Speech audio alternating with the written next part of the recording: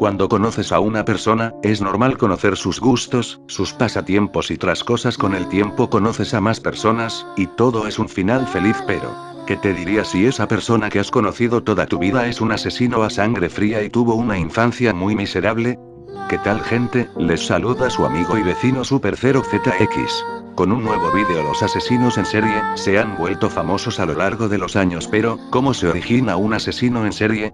En este momento te contaré todo lo que necesitas saber, pero no estaré solo, me acompañará uno de mis asistentes. Con ustedes el agente Venom. Preséntate.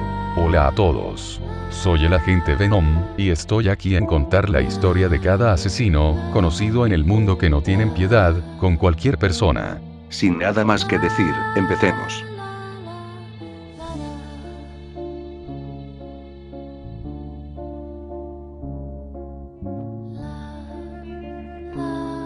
Primeramente es necesario considerar que no todos los psicópatas son asesinos en serie, pero todos los asesinos en serie son psicópatas. Esto tomando indistintamente los términos trastorno antisocial de la personalidad, sociopatía y psicopatía. Ya que, si bien las diversas fuentes a veces delimitan un término de otro, en esencia los tres significan lo mismo y son, por lo general, empleados indistintamente en la actualidad. Pero entonces, y antes de intentar responder si el psicópata nace o se hace, ¿cuáles son sus características fundamentales? En palabras del Manual Diagnóstico y Estadístico de los Trastornos Mentales IV, donde no se distingue al psicópata del sociópata, y se engloba a ambos en el trastorno antisocial de la personalidad, estas son las siguientes. 1.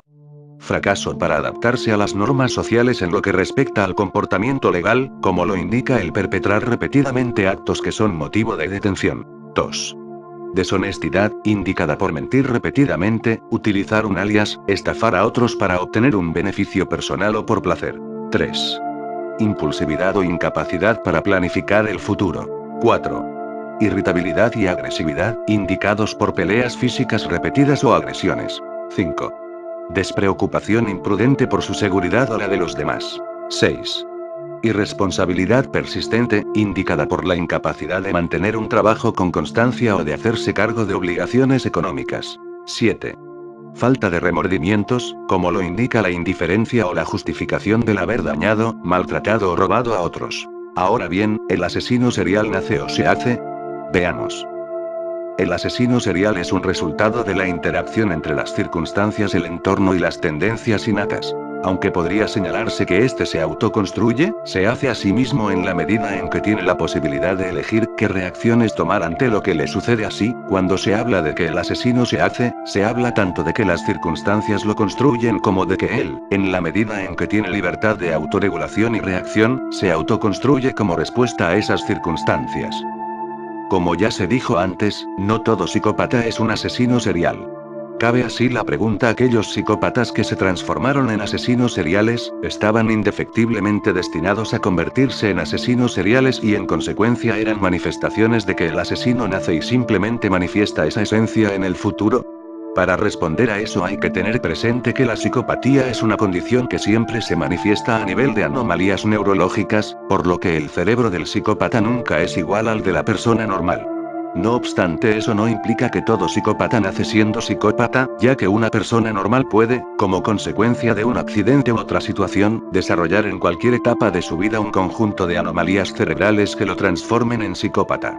Lo anterior se vio en el caso del británico Raymond Fernández, quien inicialmente fue un espía británico más. Después de un fuerte golpe en la cabeza, su conducta cambió y él se transformó en un psicópata y asesino en serie, pero las veces en que el psicópata condición para ser asesino serial no nace son excepcionales, por lo que la pregunta sigue vigente para la mayoría de casos. Así pues, la realidad es que el asesino serial se hace. Ya que, según los estudios, en condiciones determinadas de desarrollo es posible lograr que, alguien que por sus genes o por alguna otra causa, anomalías en el embarazo, nació siendo psicópata, no se transforme en asesino serial o en tipo alguno de criminal. En otras palabras, la psicopatía no basta para dar lugar a un asesino serial, ya que este es siempre el resultado de la interacción entre las circunstancias, el entorno y las tendencias innatas. Aunque, desde un punto de vista filosófico admitido por muchos psiquiatras y psicólogos, el asesino serial se autoconstruye, se hace a sí mismo en la medida en que tiene la posibilidad de elegir qué reacciones tomar ante lo que le sucede, pero esta aclaración no debe tener peso en el asunto, ya que, cuando se habla de que el asesino se hace, se habla tanto de que las circunstancias lo construyen como de que él se autoconstruye como respuesta a esas circunstancias. Al respecto, la neuróloga Debra Niehoff afirma lo siguiente. La violencia es el resultado de un proceso de desarrollo, una interacción permanente entre el cerebro y el medio ambiente. Si una persona ha llegado a creer que el mundo está en contra de ella, y ella está reaccionando de forma exagerada a cada pequeña provocación, estas reacciones violentas irán más allá de su capacidad de control, porque está en un modo de supervivencia. Es importante entender que la violencia no tiene una causa única. Puede venir de cualquier parte de la estructura psicológica. Todo lo que nos encontramos o experimentamos en nuestras vidas tiene el potencial de afectarnos, y no hay un factor único al que echar la culpa. La violencia es el resultado de un bucle de realimentación compleja, pero ese bucle puede romperse. La biología no es destino.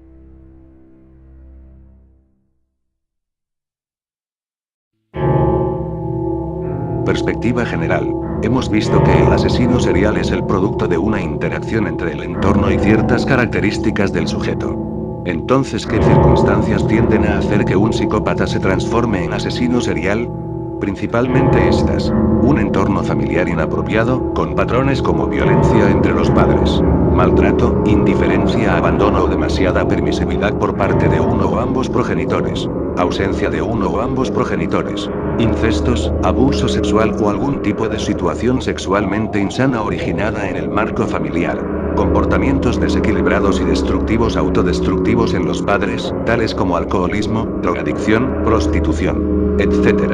El asesino es en gran parte un síntoma de los trastornos socioculturales, ya que, si bien el entorno familiar es el factor externo de primer orden en su encaminamiento hacia el crimen, este constituye una microestructura grupal. Por algo se le dice la célula de la sociedad que, en sus desequilibrios y problemas, refleja en gran medida los males generales del entramado sociocultural.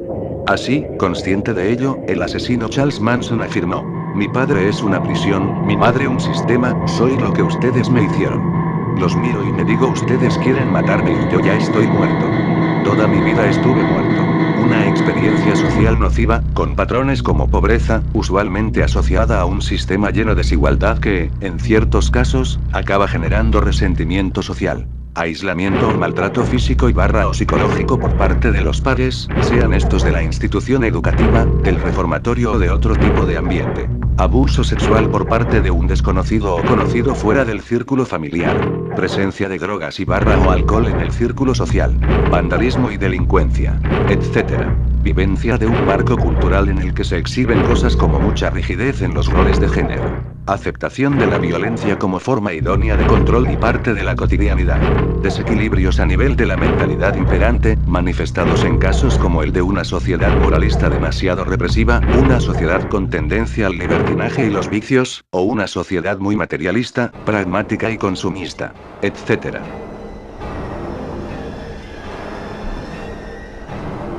Exposición a eventos traumáticos. El ser testigo de uno o varios sucesos traumáticos es algo que muchas veces juega un rol crucial en la creación del asesino en serie.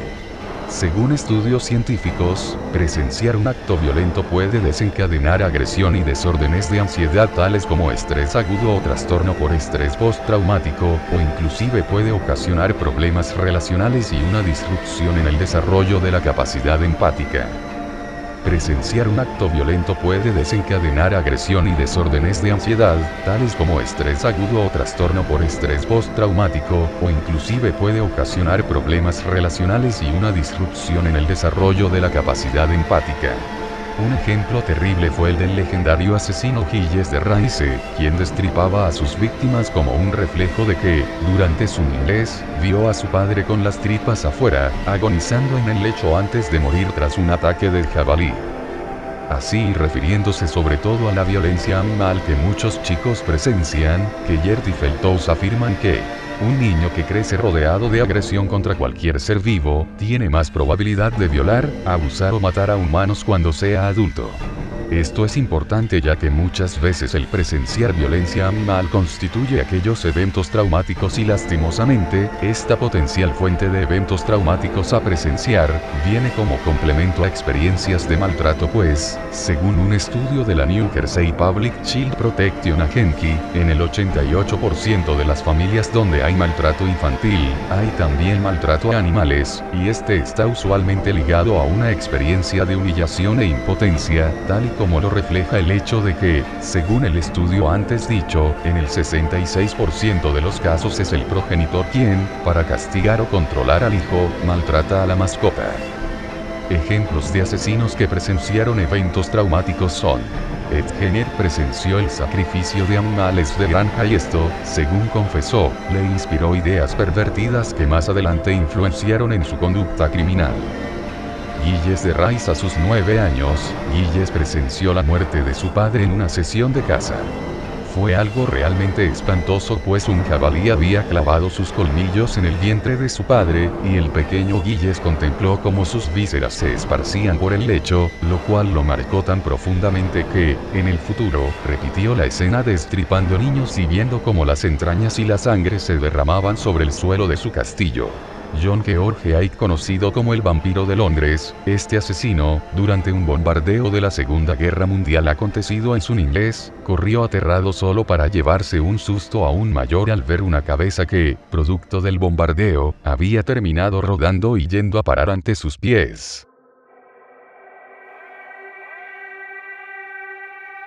Maltrato infantil y adolescente. El maltrato infantil casi nunca será suficiente en la creación de un asesino en serie, pero siempre será importante.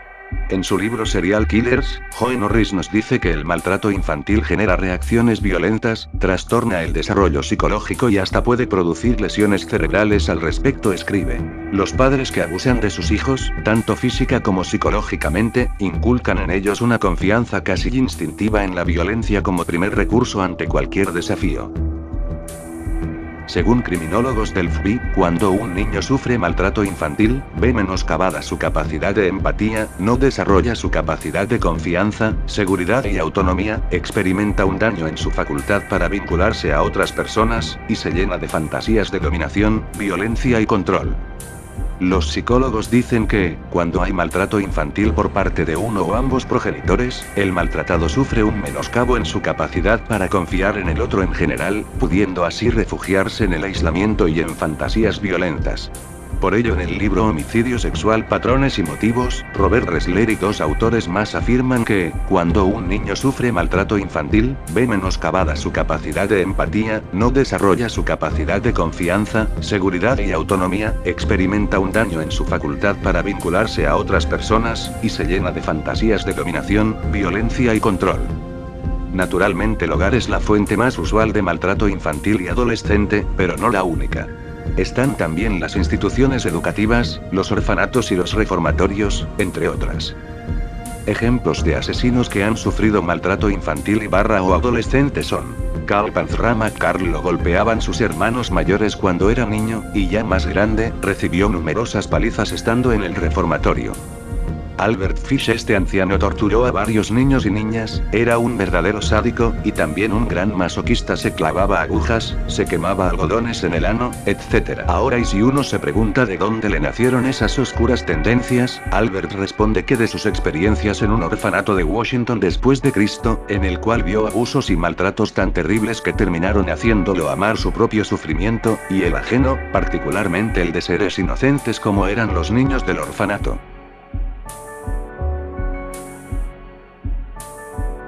Relación con los padres.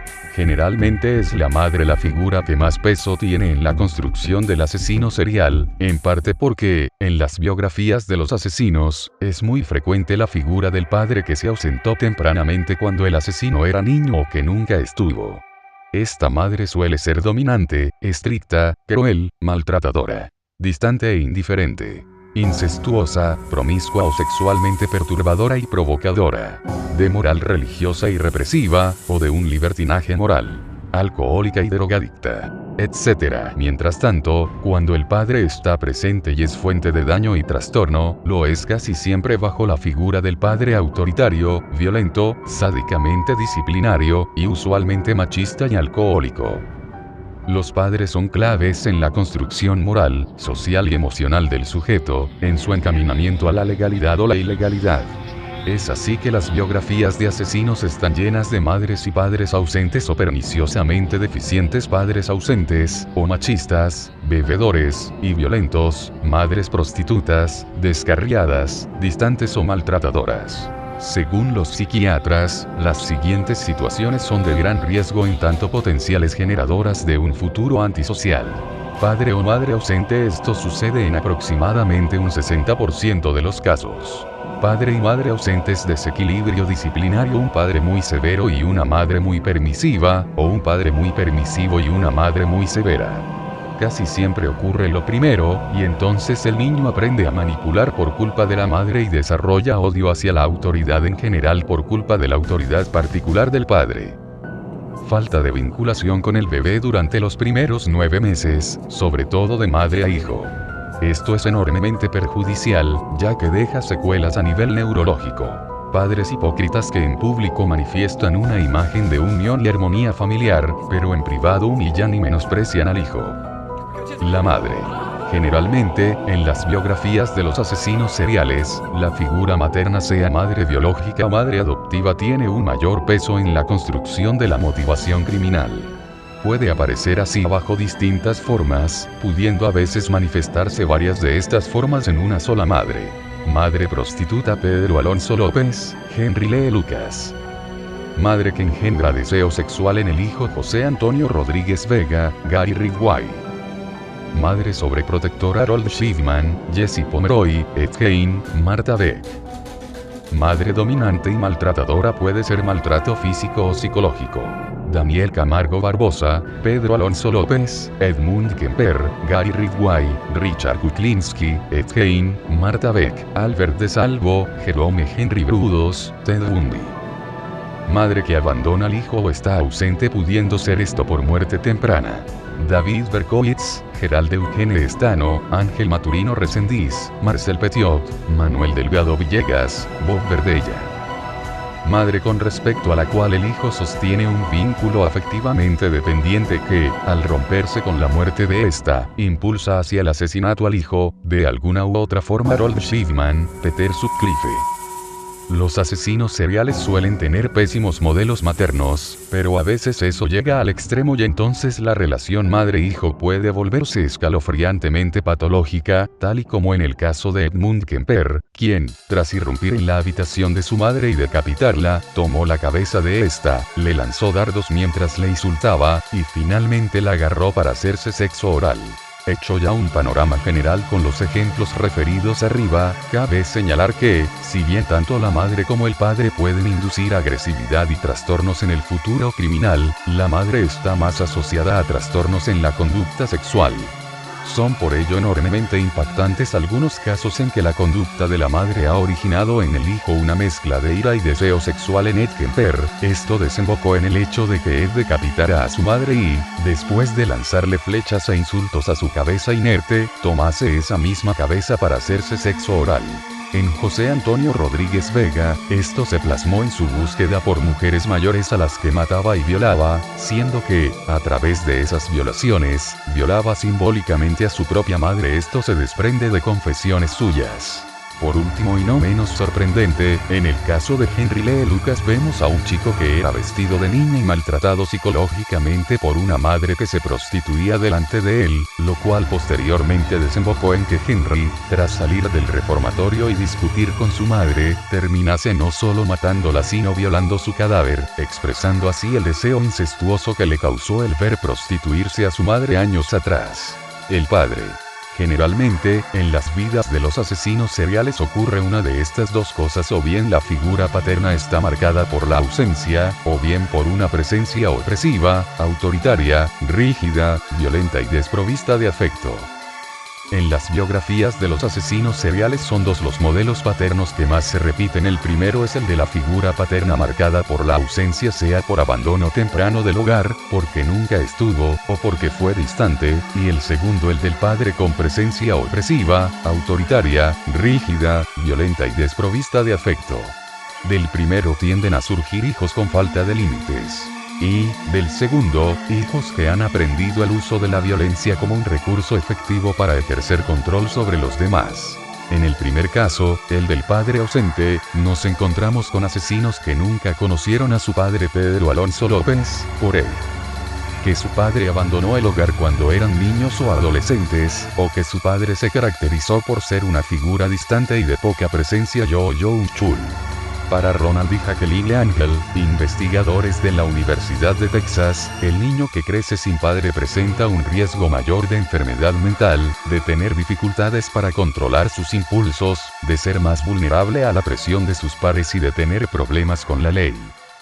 Complementariamente, las interpretaciones de diversos estudios estadísticos muestran en cifras aproximadas que, cuando un chico ha crecido sin padre es 5 veces más propenso a cometer suicidio, 32 veces más propenso a huir de casa, 20 veces más propenso a tener desórdenes conductuales, 14 veces más propenso a realizar actos de precocidad y abuso sexual, 9 veces más propenso a dejar los estudios, 10 veces más propenso a abusar de drogas y otras sustancias, y 20 veces más propenso a terminar en prisión. En el segundo caso, el del padre violento y controlador, las consecuencias son terriblemente nefastas. Así, el desarrollo social y emocional se alteran, y el sujeto usualmente se aísla y prácticamente siempre se vuelve más agresivo, desconfiado y manipulador. De ese modo, el padre autoritario y violento enseña que la violencia es un recurso idóneo para conseguir lo que se desea.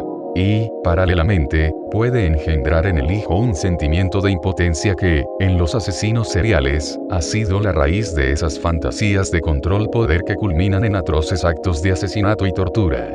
Además de eso, a nivel del desarrollo moral, la figura del padre autoritario y violento es contraproducente, ya que, en lugar de conducir a una interiorización de los códigos morales, conduce a un respeto del mismo en función de la conveniencia, de modo que el sujeto tiende a frenar sus malas acciones solo para evitar las consecuencias.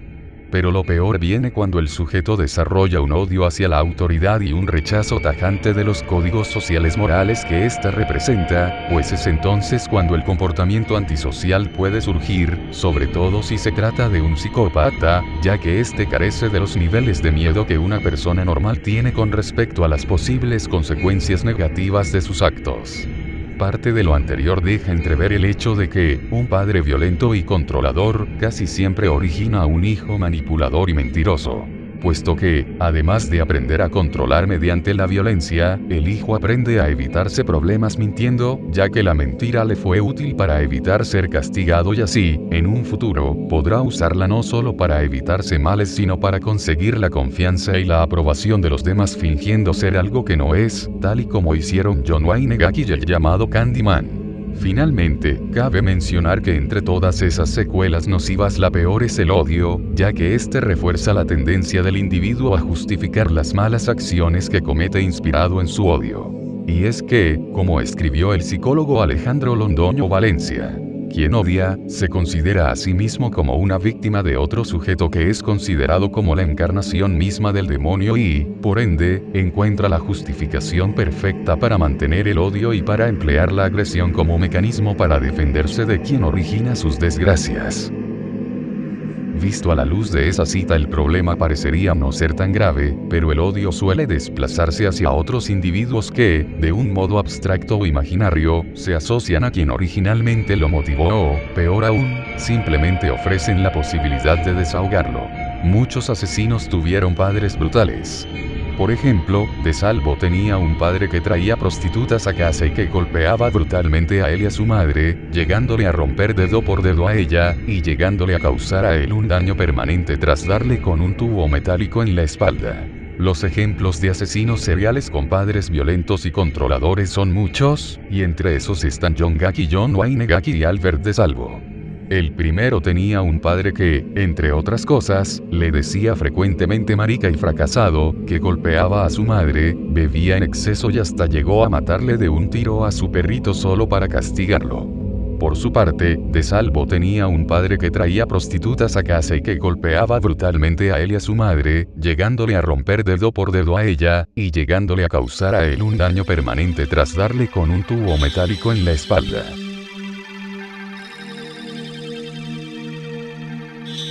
La adopción.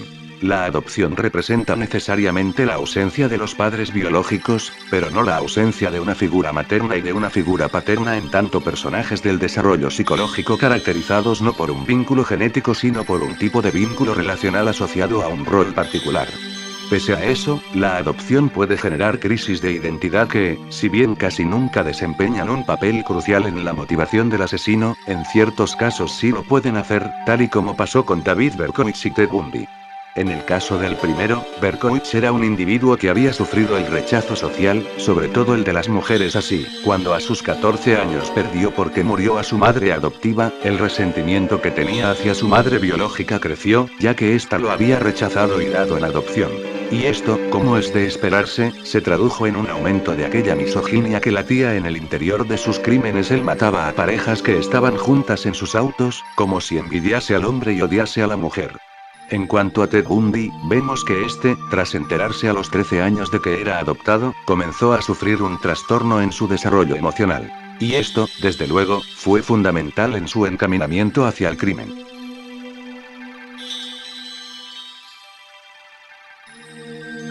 El rechazo. El rechazo ha jugado un rol importante en la vida de casi todo asesino serial. Venga de los padres de la institución educativa, del sexo contrario, etc. La experiencia de ser rechazado por los padres, los compañeros de escuela, las chicas, etc. ha jugado un rol importante en la vida de casi todo asesino serial. Estudios científicos señalan que los chicos que sufren rechazo social tienden a ser más agresivos, menos sociables, más impulsivos y ansiosos.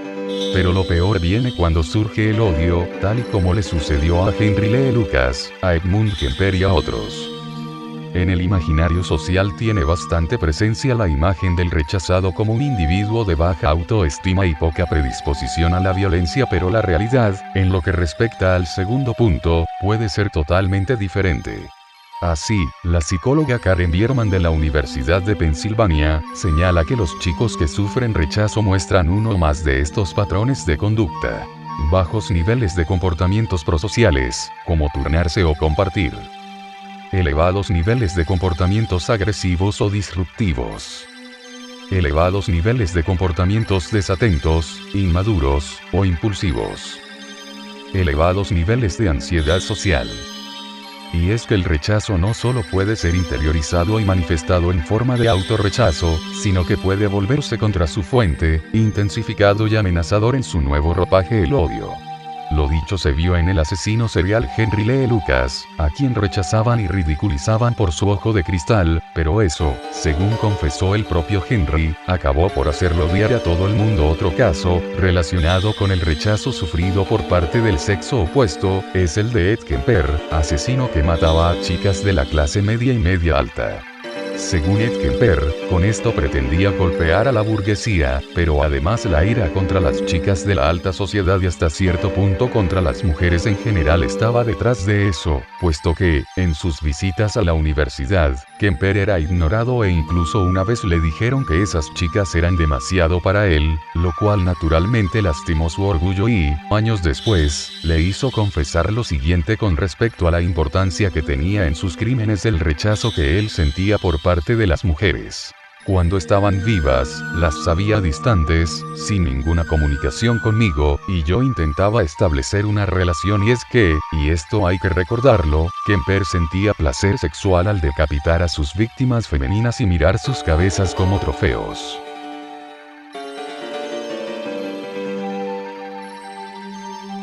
La tríada fatídica. Por último, tenemos que los siguientes son 3 signos de alarma que, de darse en un individuo determinado, manifiestan una elevada probabilidad de que se transforme en asesino serial. Hay 3 conductas que, de darse en un individuo determinado, manifiestan una considerable probabilidad de que se transforme en asesino serial: la piromanía, la incontinencia urinaria y la crueldad con los animales. La primera se asocia a la búsqueda de una sensación de poder derivada del deseo de destrucción, la segunda a la tensión emocional, y la tercera es realmente siniestra. Pues, según dicen los científicos, el torturar a cualquier ser vivo atrofia las redes neuronales asociadas a la capacidad de sentir empatía, cosa esta que, en último término, equivale a un proceso de deshumanización.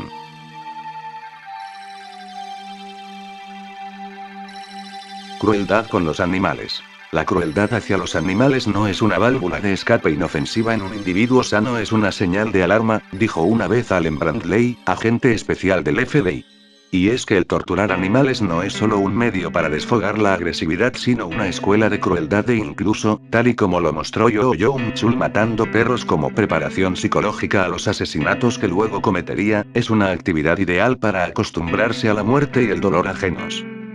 Según estudios, casi todos los chicos que maltratan animales han sido víctimas de maltrato físico o psicológico, generalmente por parte de uno o ambos progenitores, y frecuentemente también por parte de sus pares, ya sea a través del bullying o la simple marginación y rechazo social.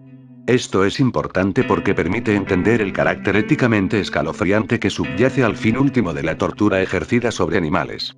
Pero para comprender eso hay que tener presente lo que se ha hallado en estudios científicos así. En su libro The Science of Evil, Simon Baron Cohen escribe que, cuando tratamos de explicar los actos de la crueldad humana, no hay ningún valor científico en el término malo, pero sí hay valor científico en el uso del término erosión de la empatía. La afirmación clave en mi libro es que, cuando la gente comete actos de crueldad, un circuito específico en el cerebro, el circuito de empatía, disminuye. Esto podría ser temporal, por ejemplo, cuando estamos estresados o de una forma más duradera. Entonces tenemos que el chico, torturando animales, busca disminuir su capacidad de empatía. Lógicamente, esto puede ser inconsciente y, si es consciente, no se lo ha de plantear en los términos expuestos. Pero ¿acaso no es esa capacidad de empatía lo que lo frena de hacer daño a los demás y de exteriorizar su agresividad más allá de cierto punto? Lógicamente sí, y evidentemente esta capacidad empática ya está mermada en el psicópata, pero hay grados y grados, y la crueldad animal es un mecanismo para menoscabarla aún más. Ahora, ¿por qué alguien querría disminuir aquello que frena su violencia? ¿Qué conseguiría con no conmoverse ante el dolor ajeno?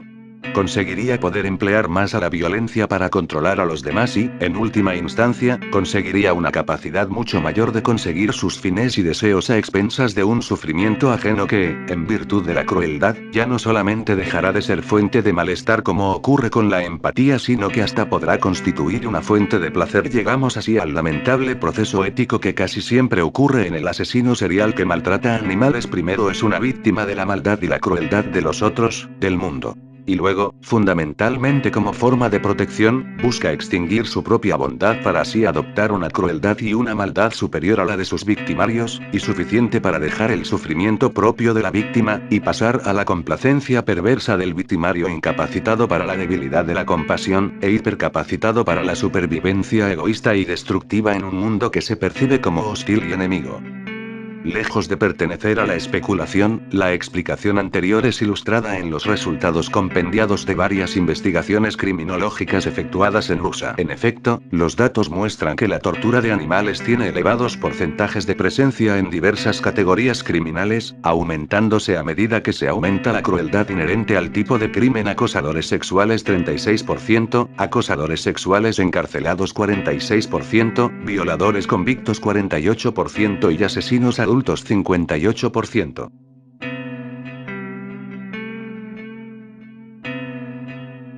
Piromanía. En los asesinos seriales, la práctica de la piromanía aparece generalmente en la niñez y muestra esencialmente la búsqueda de un sentimiento de poder originado en la satisfacción del afán de destruir. Pero la realidad psicológica de la piromanía es aún más profunda y guarda concordancia con la realidad que suelen vivir quienes se transforman en asesinos seriales.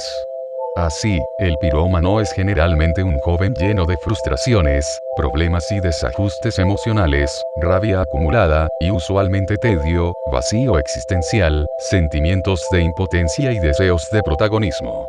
Aunque también hay casos en que la piromanía comporta un aspecto sexual, y en ese caso evidenciaría una sexualidad sádica, y quizá algo de pirofilia.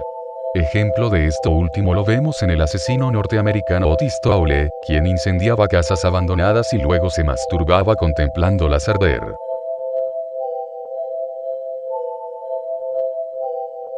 Incontinencia urinaria. Estudios criminológicos muestran que aproximadamente el 60% de los asesinos seriales se orinan en la cama siendo ya adolescentes. Esto suele estar asociado al estrés emocional que origina un entorno familiar y social inadecuado y lleno de conflictividad, tal y como el que les toca vivir a los asesinos seriales durante su infancia y adolescencia. Bueno gente, aquí termina el vídeo. Si te gustó el vídeo dale me gusta, y si no estás suscrito suscríbele. Se despide Super0ZX, hasta la próxima.